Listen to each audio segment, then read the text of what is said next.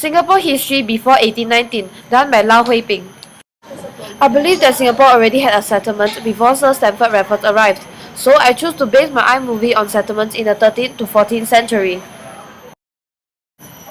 My first piece of evidence is the Javanese Naga Kratagama. It is an old Javanese eulogy written to a Javanese king in 1365.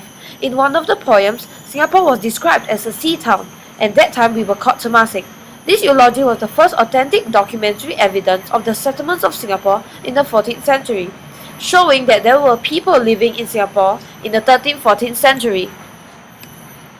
My second piece of evidence is the Singapore stone. A fragment of it was found near the banks of the Singapore River. The rock is about 6 feet wide, square in shape, and on its smooth surface is about 50 to 52 lines of inscription. The extensive scoring by the water caused the writing to be almost illegible. To this very day, the language of the writing has yet to be deciphered. It is believed to be dated back to the 13th century. This shows that there was already a culture among the residents in the settlements, and the residents back in the 13th or 14th century had a writing language already. Whilst we can't be sure, I think that the inscriptions on the stone might be written by one of the residents in the 13th century. It is believed that the writings hold ancient secrets of the Singapore history.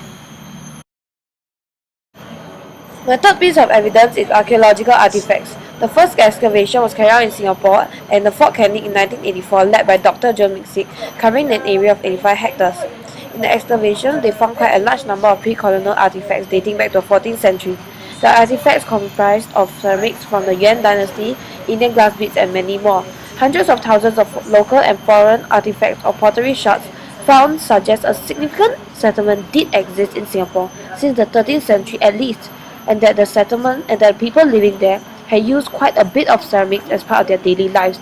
The variety of artifacts, for example, Chinese, Indian, Vietnamese, shows that some of the residents of Singapore in the 13th to 14th century were immigrants from countries all around the world, showing that Singapore already had a range of ethnic groups or races since the 13th century. My fourth piece of evidence is the Sang Nila Utama legend. The legend shows that there was an island called Temasek, which was actually Singapore in the 13th-14th century. This legend also strongly suggests that Sang Nila Utama had decided to build his city in Singapore, and since then, settlements have started to develop and more residents started to live in Singapore. This piece of evidence that settlements have started to form agrees with the inscription that the Singapore stone was written in the 13th century.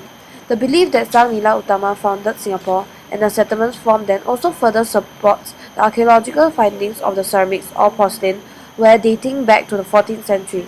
These three evidence clearly supports each other.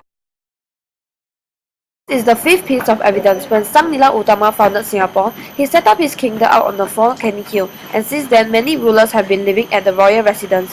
This information that Sang Nila Utama built his palace on the hill agrees with the artifacts found there. The artifacts could have been remains from the palace after the rulers passed away.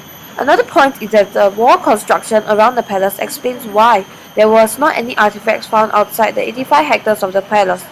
These two evidence agrees with one another and proves that Sang Nila Utama did visit Singapore and that he founded a settlement. The legend of Sang Nila Utama also further supports and agrees with the existence of the royal palace and the settlements there. This is the last piece of evidence. In the 13th to 14th century, Singapore became a great city. The Hindu Majapahit kingdom and empire in East Java were jealous of what Singapore possessed. So in 1365, the Majapahit said that Singapore was its vassal site and demanded tribute from it. Singapore refused. As a result, the Majapahit attacked Singapore and destroyed it completely. It was also recorded that some unfaithful Singaporeans unfortunately betrayed the country by opening the main gates to let the Majapahites in. In 1390, Paris Maswa, a young Palembang prince, fled to Singapore with his loyal subordinates of 30 sea people after the Javanese had invaded Palembang. After 80 days there, he murdered Singapore's then Siamese ruler and took control of the settlement. However, he ended up fleeing again to Malaya for fear that the Siamese would take advantage of him. All these events that took place strongly suggest and further supports that there were people living in Temasek and there was already a fishing village there. They also support the fact that there were rulers in Singapore before Sir Stamford Raffles arrived. These are my sources.